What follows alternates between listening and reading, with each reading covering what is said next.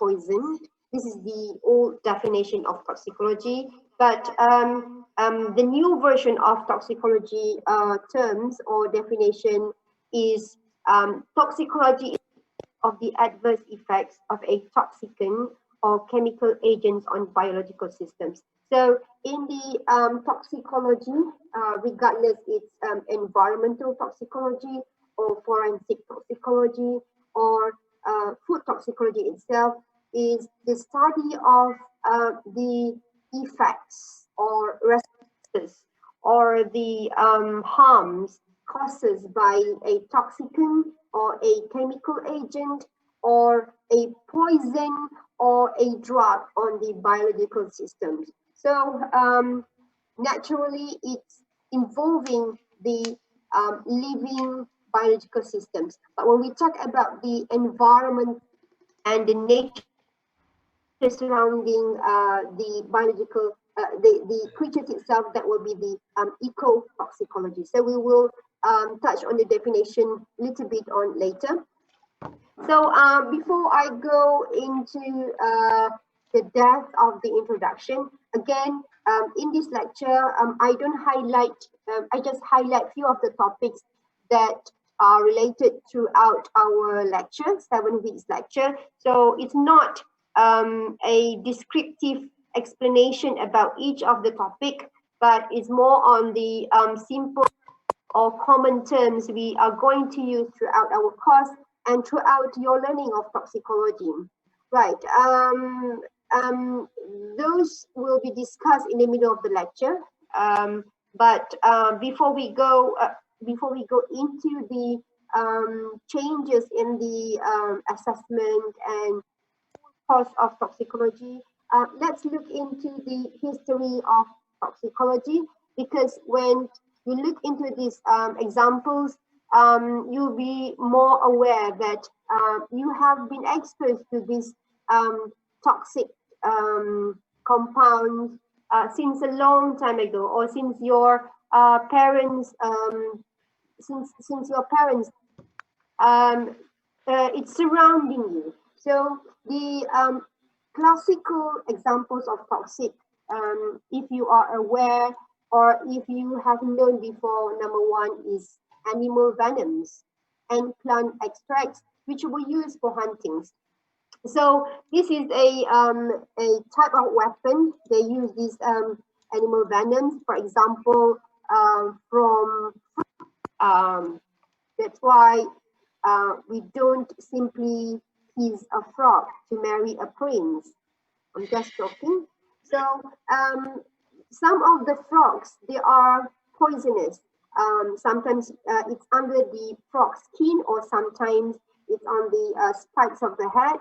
So the indigenous people, they use toxin from the frog to and apply on the head of the spear, and they can use for hunting. Only those indigenous people know how much of the venom required to kill some animals they use for hunting. So this is a classic example that not only the indigenous people of Brazil used the venom, which I have mentioned earlier, how much of venom he wants to apply on the spears, but he also knows that by using this type of animal venom, frog's venom, for example, frog's poison, how many animals they can kill. So there is a report by scientists which they have discovered 2 types of the frogs that can kill 1 gram of the animal. 1 gram of the frog's venom can kill 80 at a time. So that shows how deadly, how toxic the venom is to delivered to people that kill 80 people at a time. So that's an example. Or you can also use a type of plant. There are plenty of the poisonous plants, the getah, the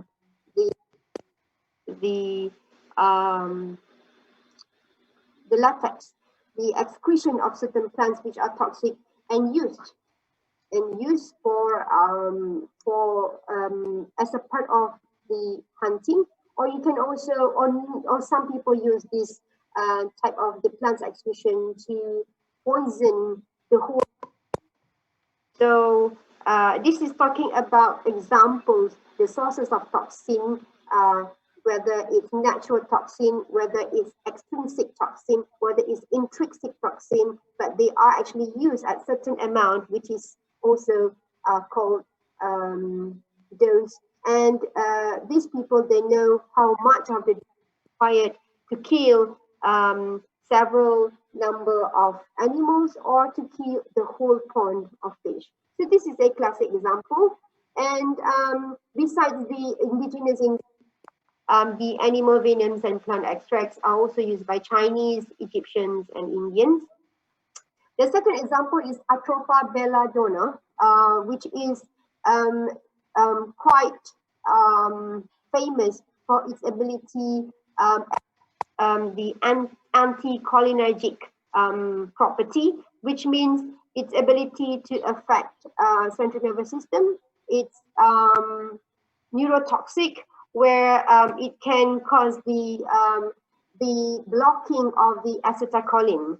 So it's both at certain dose, it's has the muscarinic effect, and at the same time, if the dose is increased, it can it will have the ability to affect the central nervous system, and the compound itself also can have a prominent effect on the brain barrier. This is owing to the compound called alkaloids. I'm sure you are familiar with the word alkaloids, but not all alkaloids are toxic.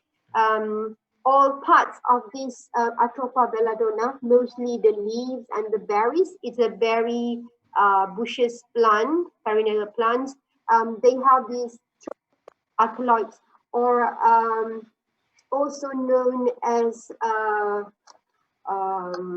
I cannot remember, hyoscyamine alkaloid, which is very, which has probably some therapeutic properties if it's low, if it's used at lower doses, but mostly used for blocking the blocking the nerves. So this example is quite scary because as it's neurotoxic, you can see your dying husband just dilating the pupils. So this is classically or historically used to kill husband, but this is not a good example or killing. Right, so those are the classic examples. Now let me look into the historical background. Dioscorides, he's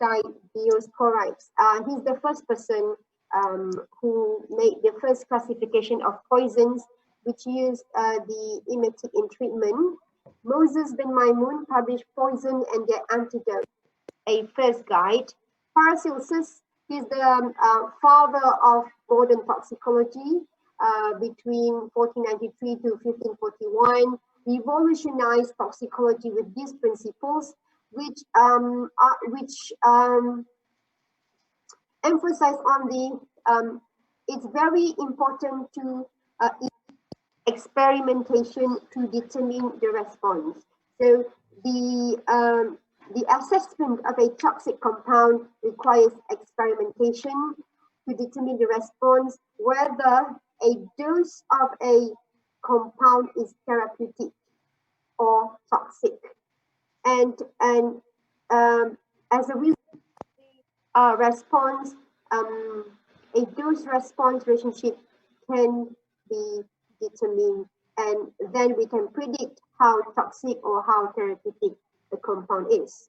So Paracelsus is the founder and father of toxicology, which introduced the concept of dose. So when I talk about is the amount of a chemical that that is required to make something toxic. That's the only dose. that makes something toxic. So there is no everything is consumable. What makes it therapeutic or toxic? The dose. So Paracelsus held the experimentation is essential in the examination of responses to chemicals, that there's a distinction between the therapeutic and toxic properties of chemicals, that these properties are sometimes indistinguishable except by the dose. So I'd like to include the one of the experiments, if we have the chance to do, is to find out whether this type of oil are actually anesthetic or toxic to a group of fish. So there was a reason why I wanted to conduct this experiment, because this type of oil, I can reveal here, but I think uh, let's study about it when the time comes. So this is the type of oil you use it to sort of pengsankan ikan, tilapia, for example, or catfish during the transport of the fish, because we don't want the fish to fly and jump during the transportation.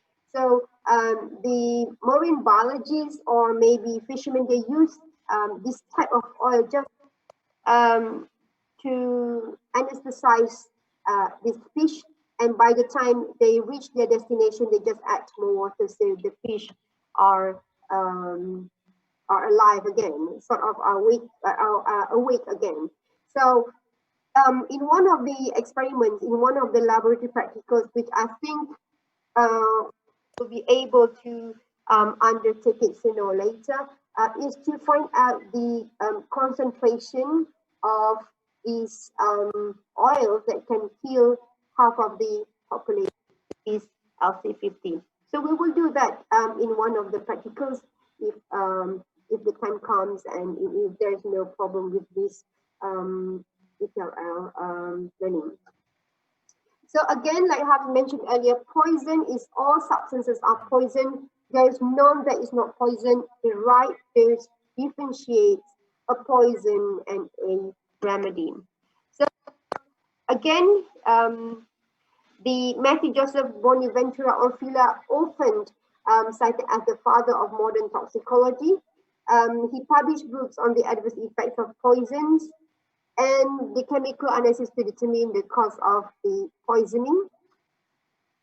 Orfila was a physician that first toxicologists to use autopsy material as the chemical as legal proof of poisoning, the start of forensic toxicology, as he pioneers as the ecology or the father of the modern toxicology. He also emphasized on the forensic toxicology, which is very important as a branches of juridical and biological toxicology. In addition to introducing toxic tests, he also introduced the concept of the target organ, the organ in which the major toxic effects of a chemical are exerted. So when you study on toxicology, it's not only the concentration that you have to look into, the dose. It can be in parts per million, parts per billion, or it can be in microgram per mil or milligram per kilogram. But also this toxicology looks into the targeted organs such as heart or liver, which is hepatotoxicity, or whether it's affecting the kidney renal toxicity. So he pioneered the toxicity study by using the target organ. So through tests on dogs, Orfila examined the toxic effects most of the at that time. Furthermore, one of these propositions was the death due to poisoning can be proved if only if it's possible to demonstrate the presence of the substance concerned in the tissues of the victim using quantitative analytical chemical methods. He convincingly demonstrated that through systematic application of pharmacology and result could be obtained. From then on, experimental toxicology started to rely on physiology, pathology, and chemistry. I hope you understand by this statement that toxicology is not only based on a type of the assessment by looking into, like I have mentioned earlier, it's not only the percentage of mortality or percentage of 50% of the mortality or 100% of the mortality. It also looks into the effects on the organs or the effects on the tissues. That's why in the toxicology studies, we look into the carcinogenic effects, the teratogenic effects, and the mutagenic effects of the toxic. And when we talk about the physiology of the objects or sample undergoing the toxicological test, we can look into the tissues, the organs, the deformations caused by the toxic. For example, a compound, a certain compound such as wheat protein or peptide from wheat, they might be immunotoxic to some susceptible people. So what we do to understand about the immunotoxic of the compound, we take out the tissues, we process the tissues to get T cells, and we add the extract of wheat, and we are able to see the propagation or multiplication of T cells, the presence of the toxic from wheat. Then we can conclude that this wheat protein might be immunotoxic. Not only that, we can get the biopsy from the gut and do the cross section.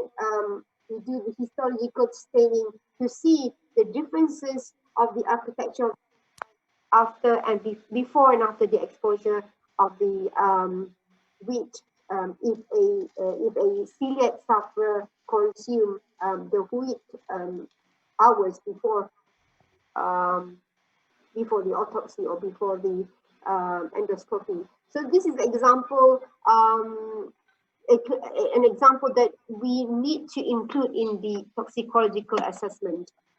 Right. In terms of the toxicology and Islam, there are several references that we cannot neglect. One is Kitab As-Sumum, written in the 9th century, and it's on the poisons and how they can be detected. Honestly, I haven't seen this book. I haven't actually searched for this book, and I hope one day we are able to get this kitab. Books on poisons and antidotes in the year of 800 by Jabir al-Hayyan. That's very early publication. It's identifying of poisons, kinds and natural origins, modes of actions, choice of drugs, dosages, methods of administration, and target organs. All of these have been actually discussed a long time ago before the modern scientists discuss about it. Right. This is also a example of the toxic compound, on how people use a toxic compound as a part of revenge.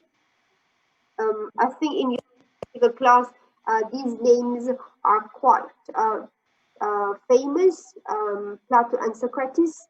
So Socrates is one of the greatest ancient philosophers who was executed by a solution of the hemlock plant. Okay, hemlock plant is just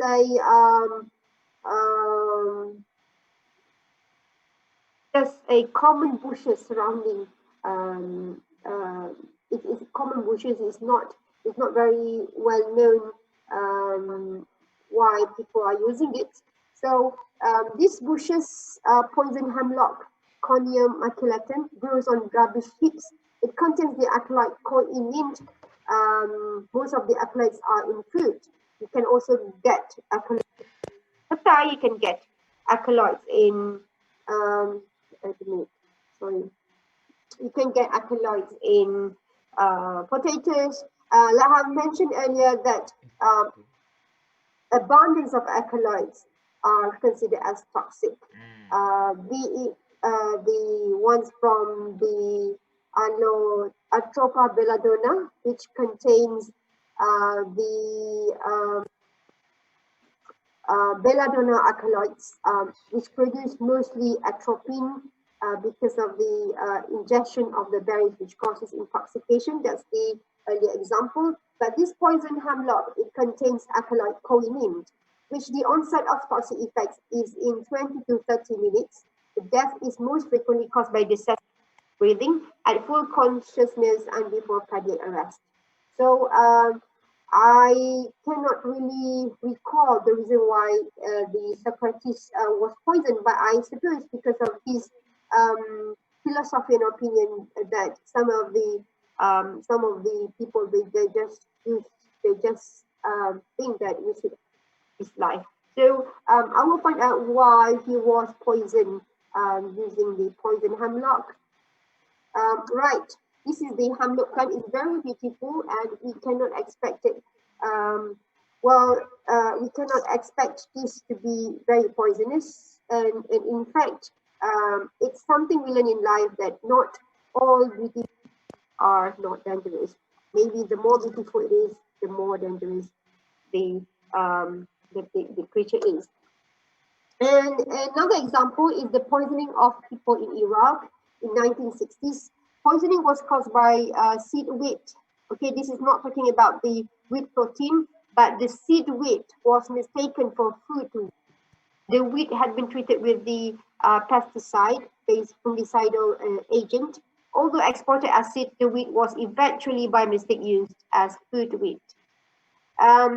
Again, this is an example of the extrinsic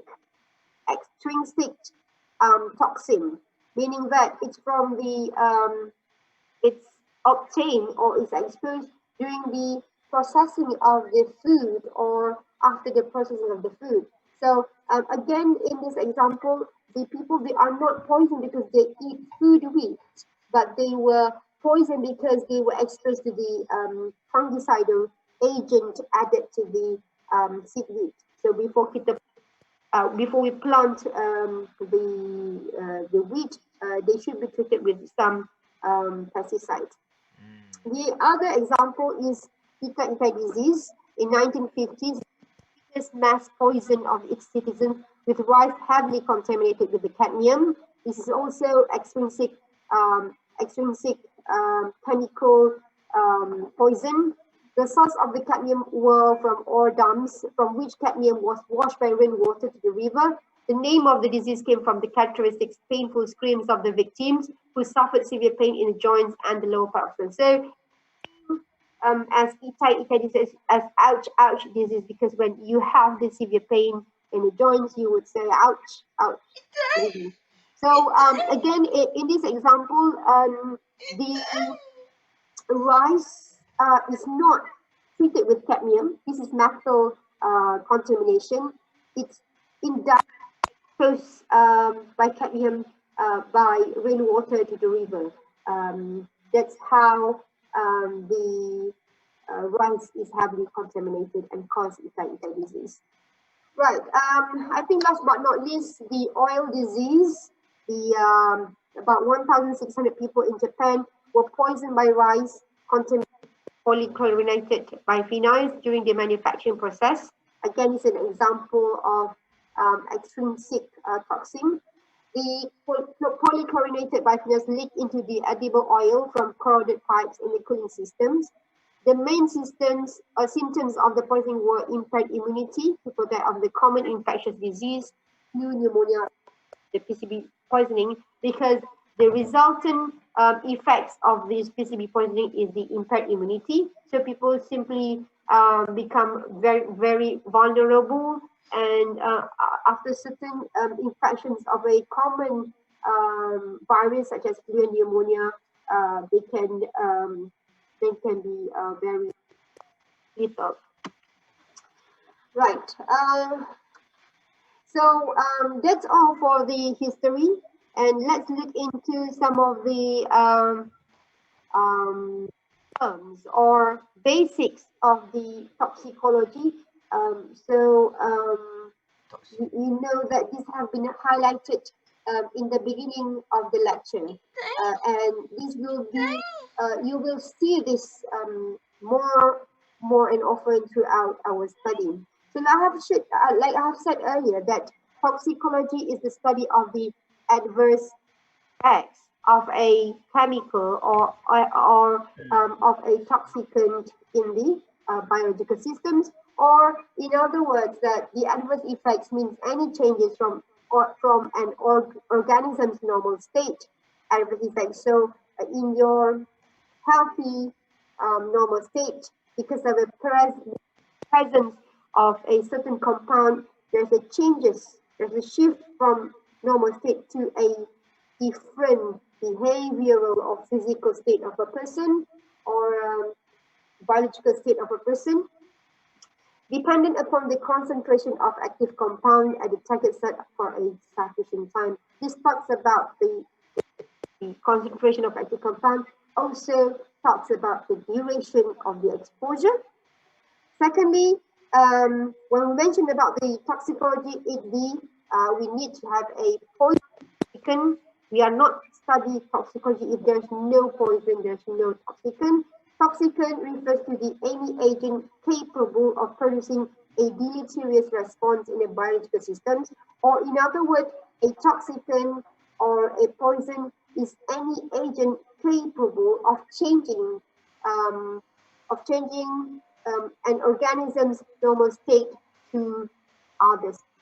So that's depending on the concentration of the toxicant itself and the duration of the exposure. Living organisms or biological systems is set water with target sites, storage depots, and enzymes.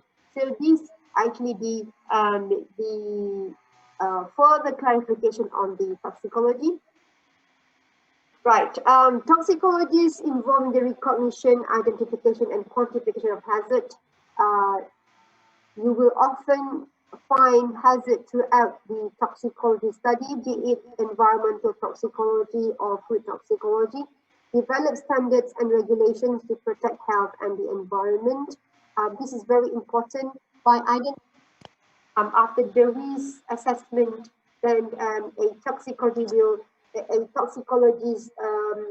will develop risk management by providing guidelines and regulations to protect health and the environment. This is very essential, especially in the occupational toxicology and environmental toxicology. Of the exposure will affect the creatures in a population, or the surrounding in that habitat. That's very important to look into the effects on the environment and ecosystem. The toxicologists also involved in safety assessment and use of data as basis for regulatory control of hazards. How much of pesticide should be used? That depends on the that gives the control of the chemicals. Determines risk associated with the use of a chemical. Like I mentioned earlier, the word hazard will be quite often be used throughout, as well as the word toxicity. Toxicity refers to the capacity of a chemical to produce harms or injury of any kind under given conditions, whether it's or immediate effects or long latency period, which is referred as chronic toxicity. Usually it's to the carcinogenic toxicity. So the assessment is the safety of foods and ingredients that based on inherent toxicity or can create hazard or not. That's the meaning of assessment. Under the risk assessment, there are four important definitions that you need to memorize. One is hazard, the capability of a substance to cause an adverse effect. It has to include hazard because you want to see the capability or the ability of a toxicant to cause an adverse effect. When the substance in a proposed manner is referring to relative probability. So relative probability is that harm or injury will result even when the substance is used in a correct amount or in a correct dose. So we should measure, or we should also predict the relative probability. Risk probability that the hazard will occur under specific exposure conditions. Risk assessment, the process which hazard, exposure, and risk assessment are determined. This is very important. Risk assessment, the process by which hazard, exposure, and risk are determined. Risk management, the process by weighing policy alternatives and selecting the most appropriate regulatory action results of risk assessment and social, economic, and political concerns.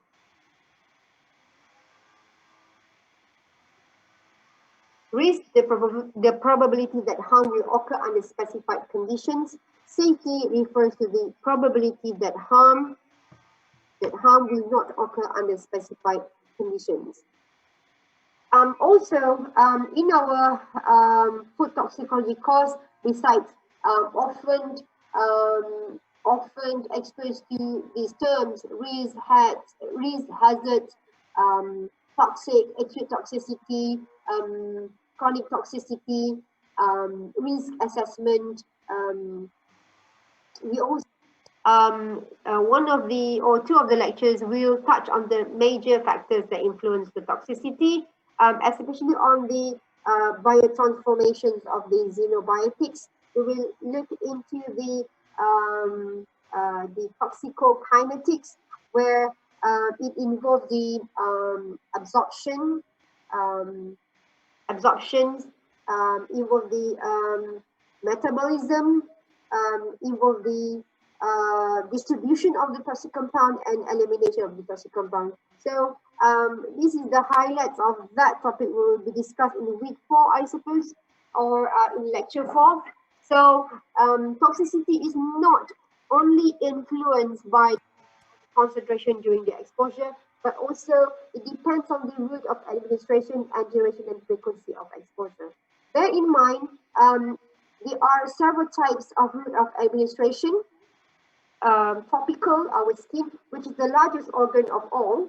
So you can be exposed to the metal, you can be exposed to chemicals, you can be exposed to the biological toxins such as bacteria, not only via inhalation or consumption, but also onto the skin. I have seen one of the scientists during my practical at Lembaga Getah, Malaysia. She has this growth of bacteria because she was exposed to it during the lab. I'm not sure what types of bacteria, but she has this kind of the whole arms were infected, as if the whole arms were the agar for the bacteria to grow. So even when she didn't scratch it, but you can see the growth of the bacteria as if you streak or spread the bacteria onto the agar. So it's very gruesome. It's very scary. But the whole arms were infected because, or somehow someone spilled the bacterial stock onto the skin. And maybe she didn't realize that maybe during the work that she could be exposed to this biological threat or biological hazard. Right. And again, when we talk about the route administration, also some of the examples is the mercury. When you might be exposed to mercury not because you consume mercury, not only because you consume food exposed to mercury. You don't simply eat mercury, but you can also be exposed during the application of cosmetics and pharmaceutical products, especially cosmetics, which goes under your skin, and it might affect the other systems in the body. Not only your skin, but the rest of the body. So that's the tragic causes of exposure to mercury. So also under the risk assessment, not only look into the hazard risk, but also on the response, which is to the concentration at the site. And the concentration at the site is related to the dose administered. It has a quantifiable method of measuring and a precise means of the expressing the toxicity. So when we talk about dose response, I'm not going to elaborate more here, but we will learn more in it entitled the measurements of toxicants. So I think it's probably in week 5. So in fact, it's quite interesting to look into the concentration in microgram per mil. Then we convert into parts per million to see the pattern of the response relationship, whether it's sigmoidal, where we can predict what happens at 50%, what will be the concentration of a toxicant to cause 50% of the mortality, or we can convert this into a straight line by converting the concentration, which previously in parts per million, into log concentration and the percentage ability into probit. So we can see, we can predict or extrapolate the graph and predict at what concentration that these animals will be killed 50%, and what concentration that these animals or these subjects will be killed at 75%. And it's not only learning that in our classes. If we have time and if we will have this kind of experiment by using carp fish, each of the group will have about 10 fish or 20 fish, and see the differences in the fish normal state and after the exposure changes, the changes of the fish normal after the exposure to a certain type of a natural compound or chemicals, and their behavioral changes after the exposure. You can see the gills and probably the way they swim. Instead of berenang biasa, they do the quad lontang. They move a lot on the surface of the water. So it's quite interesting to look into the changes beside the dose response relationship. This is an example of the this is an example of the dose response relationship. Dosage expressed as milligram per kilogram and plotted on the log scale. So when we do experiment, if you find that milligram per kilogram is quite, this is LD50, but in LC50 we usually use microgram per liter. How much of the toxic, how much of a chemical added into the how much of a chemical added to the aquarium, the volume of water. So it's expressed as milligram per liter or microgram per liter, which is parts per million. This is the responses in percentage of the mortality. So based on this, so if you can see, this is just an introduction to this response relationship before we go into. So this curve is obtained after plotting 1, 2, 3, 4, 5, 6, 7. After plotting 7 concentrations, I presume 10, 22.5, 50, so 125, 250, 500, and this is double diluted. So after plotting 6 concentrations, we'll be able to predict at 100% mortality. This is the effects, the response, the adverse effects, 100% mortality it's predicted at perhaps 1,000 milligram per kilogram, but LD50 or the little dose required to kill 50% of this population, let's say these are mice, at 50% is predicted at 100 milligram per kilogram. This is how we get the LD50. That's just example. So besides looking at the route of administration, whether it's through the skin, whether you eat it, which is called oral or gastrointestinal administration, or whether you are exposed to fume or aerosol, which is inhalation and goes to your lung, which has the biggest surface area. It's also worth to look into the besides concentration of exposure, where I have discussed about the dose-response relationship. It's also worth to look at the routes of exposure, the routes of administration, whether it's intravenous, inhalation, intraperitoneally. So this is how we are exposed to a toxic compound or a poison. Intradermal topical is the route of exposure, meaning that the toxic goes from the skin. Intramuscular, subcutaneous, but most of these are referring to the how a drug is administered, whether it's under the vein, in the vein, or under the skin, or in the into the muscle.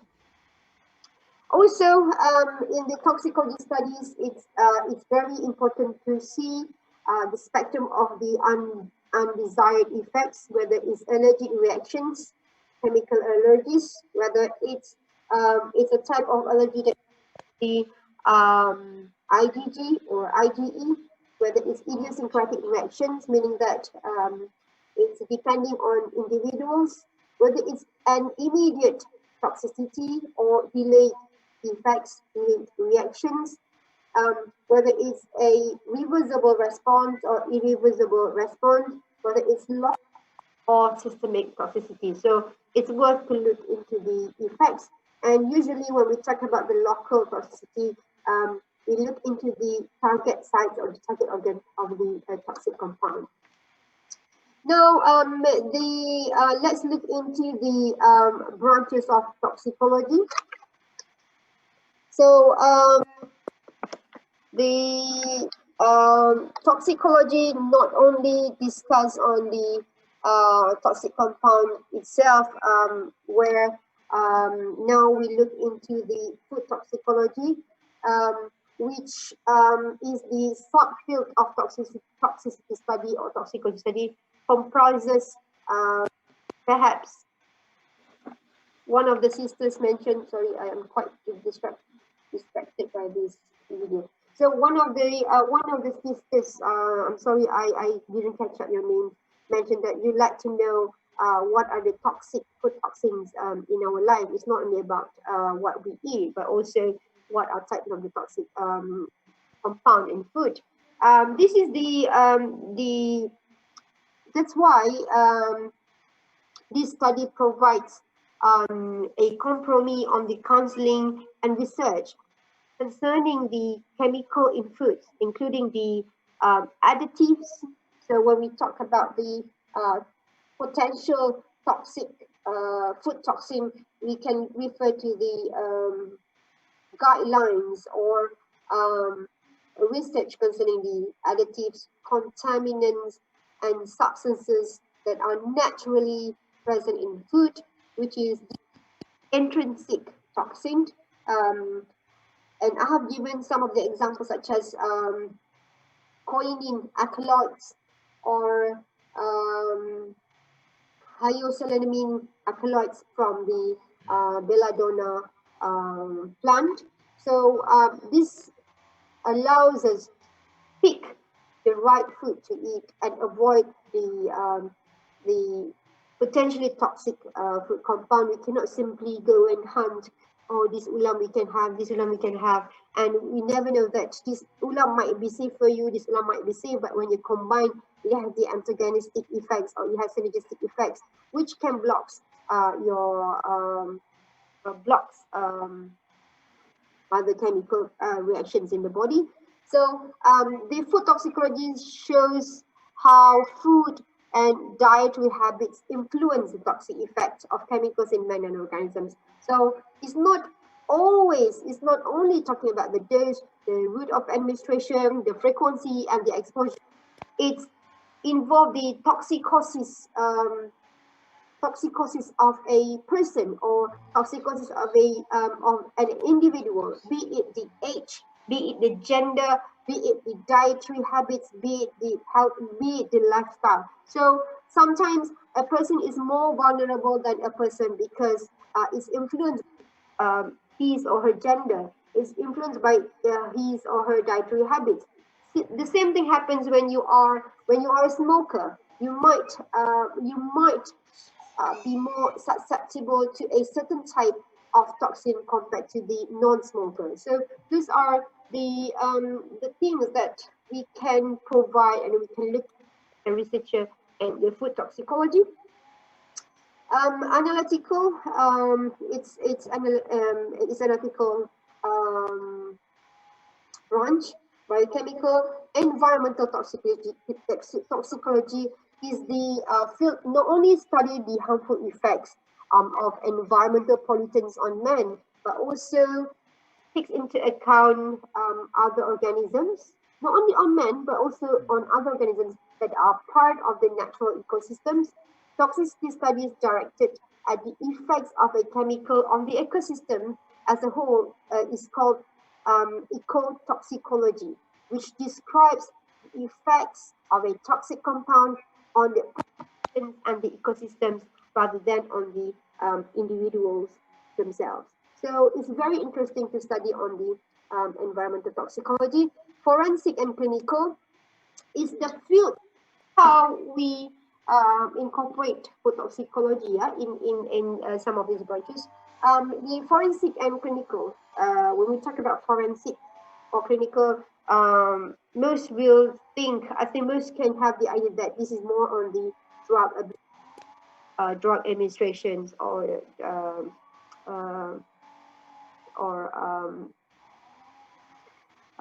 drug abuse. So this forensic and clinical toxicology concerns the diagnosis and therapy of poisoning. So bila berlaku kematian when crime scene, a person can be a victim by studying forensic toxicology. A victim can be diagnosed not only based on the physical appearance of a person, but based on the physical appearance of a person, where you can actually predict whether she's actually strangled or she's exposed to certain types of drugs. The subject related to this field is juridical, which provides arguments for legal actions in cases of abuse or negligence in the handling of poison. So I think I remember one of the cases, a doctor, a dentist. This is quite controversial. A dentist administer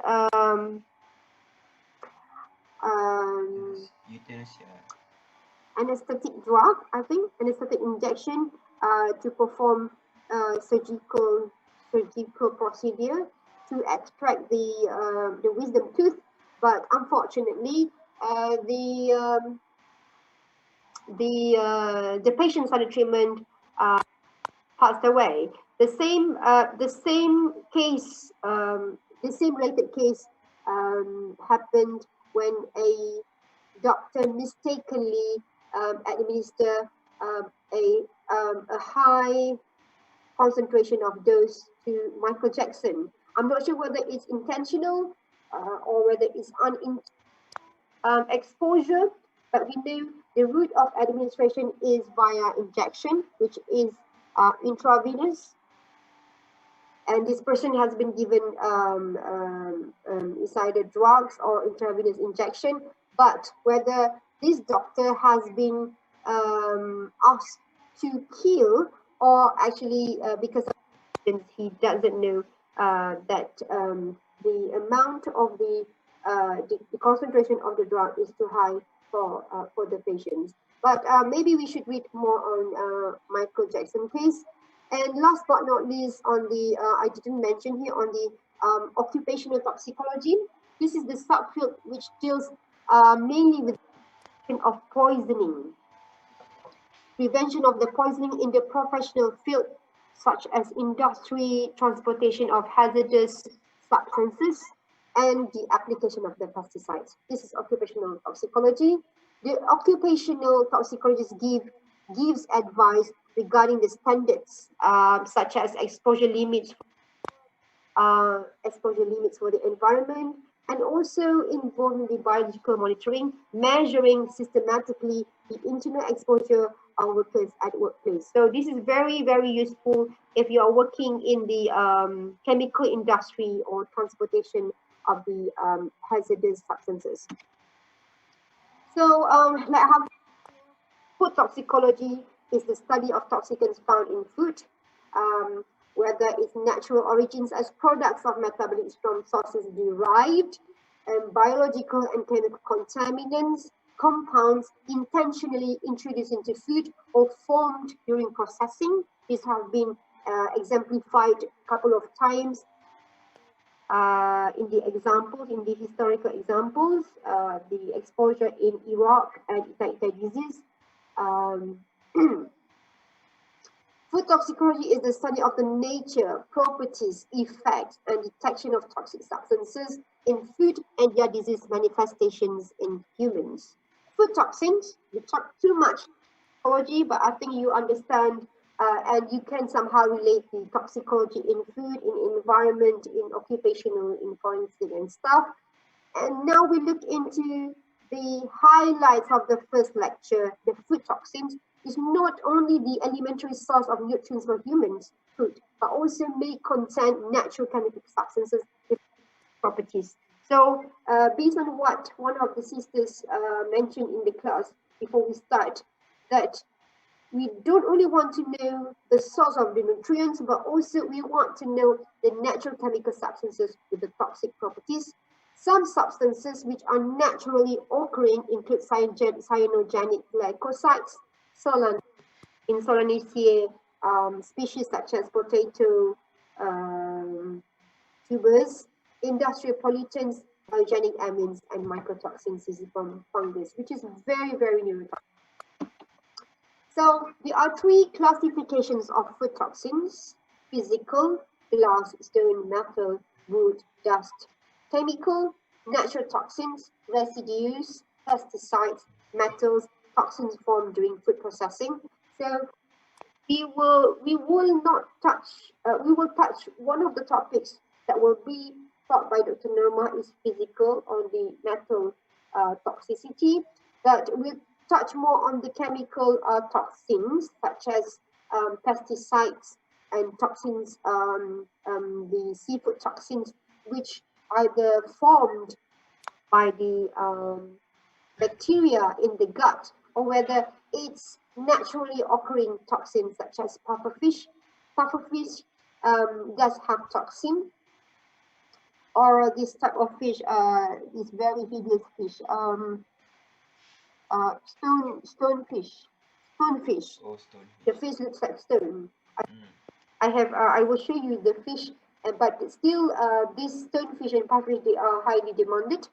And microbiological pathogenic microorganisms, bacteria, viruses, and parasites. Even parasites are classified under the food toxins, including the hookworms, the flatworms. They are still food toxins. Pufferfish. Right. I have mentioned this a couple of times. Intrinsic toxins present naturally in the food. It can be reduced by suitable processing. For example, if you want to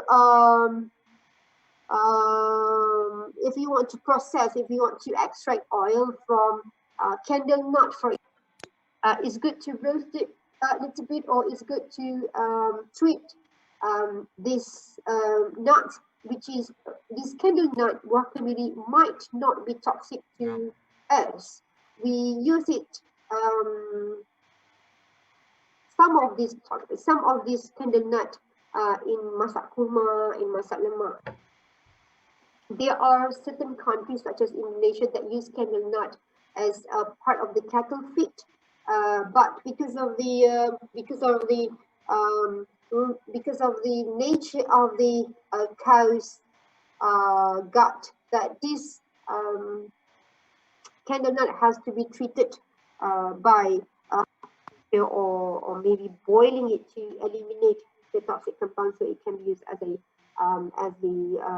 house feed. Intrinsic toxin requires careful food selection. For example, solanine is present in green part and sprouts of the potatoes. So I think Dr. Noma has touched about the alkaloid stuff, the phytochemical compound in plant, and I think she has touched on the potatoes, green and part and sprouts. I don't know. I cannot remember whether what was his suggestion, to throw away the potatoes or just to cut some parts of the green parts and the sprouts of the potatoes. But these contain solanine. And examples of intrinsic toxins: goitrogens in cassava, gajah, tannins, which is speculatively cause cancer and genotoxic. Phytoestrogens, they are competitor to steroids, which can probably cause cancer, disorders in the reproductive systems, and osteoporosis. Phytates in some nuts, binds with iron, anemia. So it's somehow not directly intoxicating a biological system or intoxicating an individual, but because of its reaction with other compound that cause the effects, the health effects. So besides the classifications of toxins, toxins can also be classified into intrinsic toxin and extrinsic toxins. So examples of extrinsic toxins: contamination, fungal toxins. We don't want to eat fungus. We don't want to expose ourselves to fungal toxins, but this is obtained during the storage or processing, or after processing. During the transportation, you are exposed to a contaminated fruits or vegetables. Aflatoxins cause aflatoxicosis, produced by Aspergillus species. Sources are nuts, rice, meat, and cottonseed. It's carcinogenic as well as teratogenic, which causes the deformation of limbs during the growth of.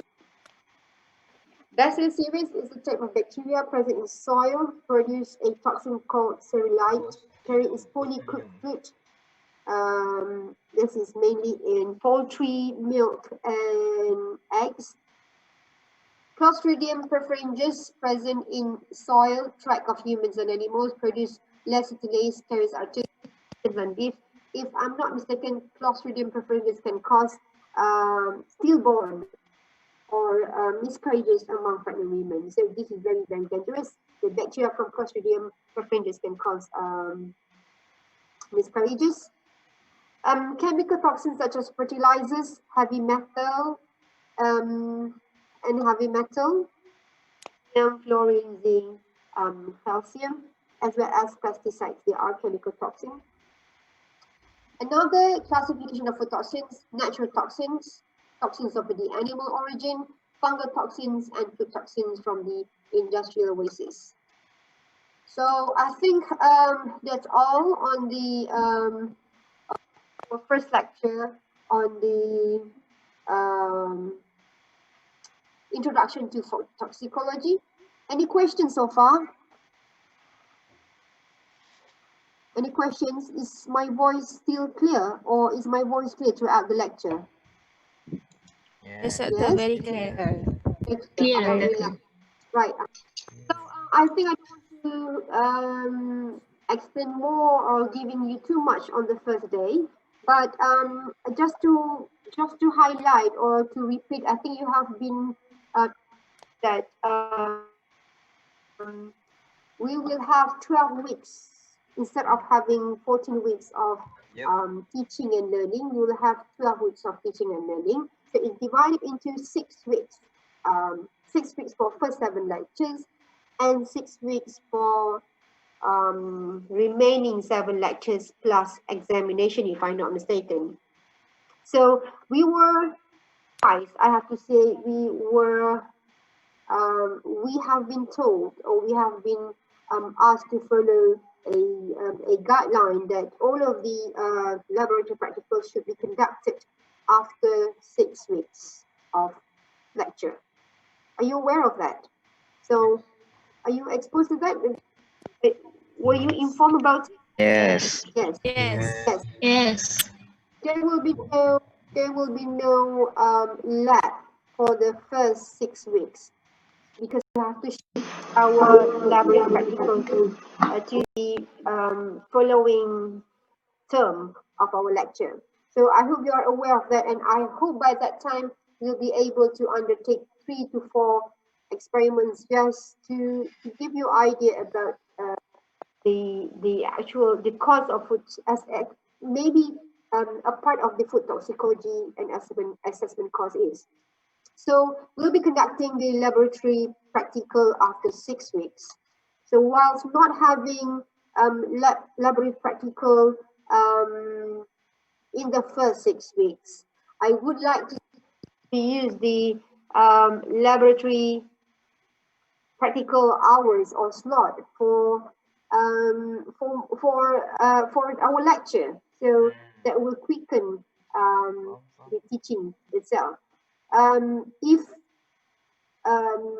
you're happy to do that, we'll be having 2 lectures every week. So this week is the introduction of the food toxicology, and the following weeks, which is scheduled on the 22nd of October, I would like to have a lecture in the morning, 9 to 11 or 10:30-ish, and I would like to have a lecture in the afternoon at 2:30 to 4-ish.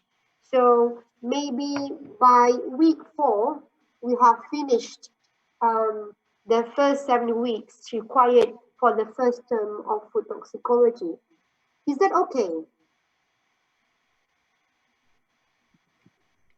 Yeah, maybe it's okay. Yeah, okay with me. So far. So yeah, because I cannot use the time for practical, and we cannot undertake any practical because you are far away from me. I mean, that's not only really the problem, but because of the COVID-19 and ETR staff. So we have to plan our lecture to finish by week 5. I don't know other lecturers, but I hope I can finish this quick. Then we will concentrate on midterm. So we'll not have too much towards the end. I hope this is one of the ways we can try. So I will ask. I really don't know whether we can do lab or not. So should we have labs soon, or should we have lab in the week 6 at least? We covered all of the lectures from week 1 to week 6 to week 7. So again, weekly I will remind is Farhana the class representative. Yes, Can betul.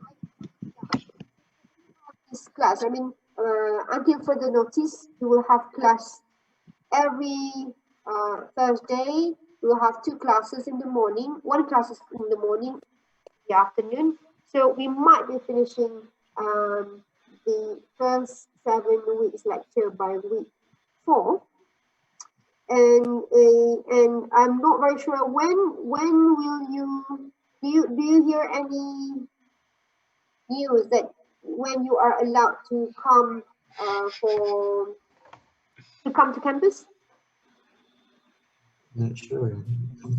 Not sure. Not I hope by week five, I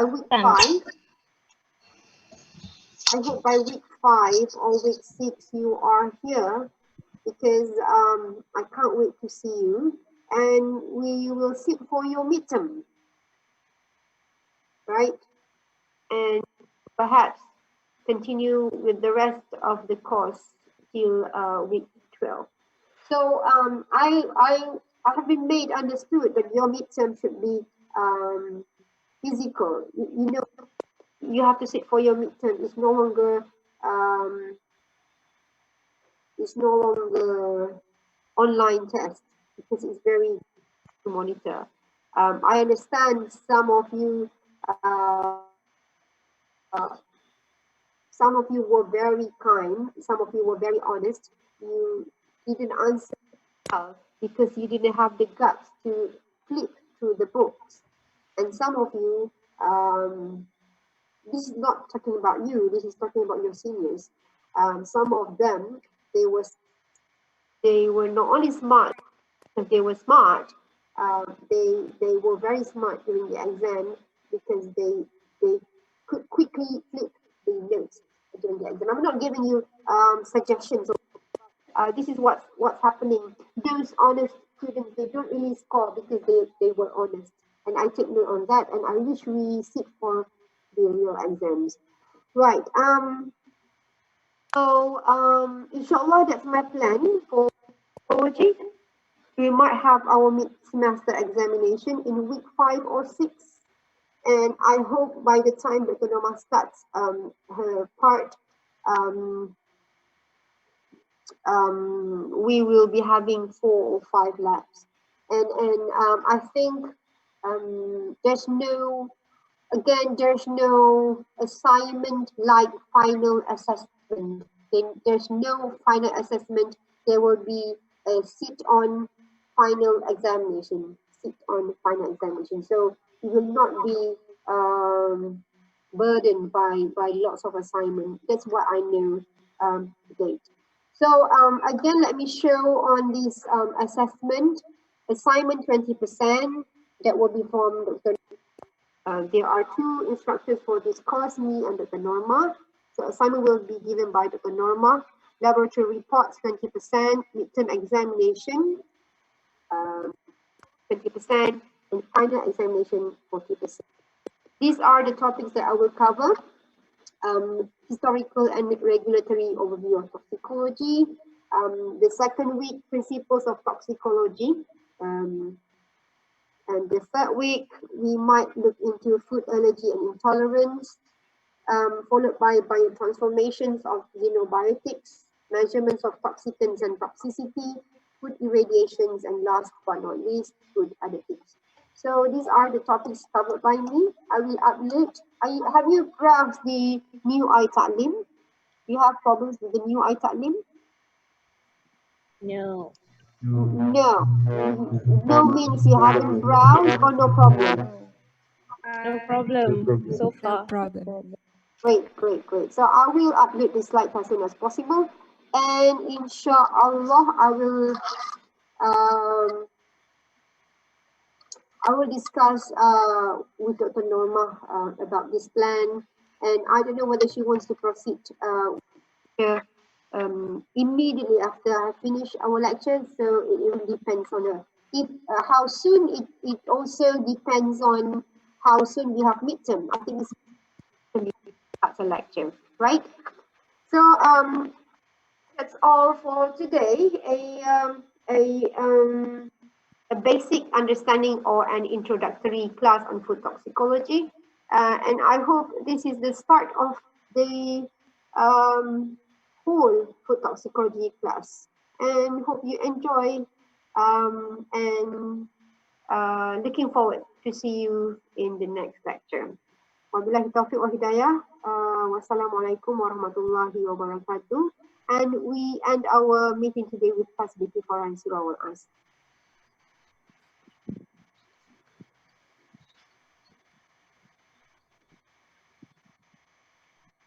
Thank you.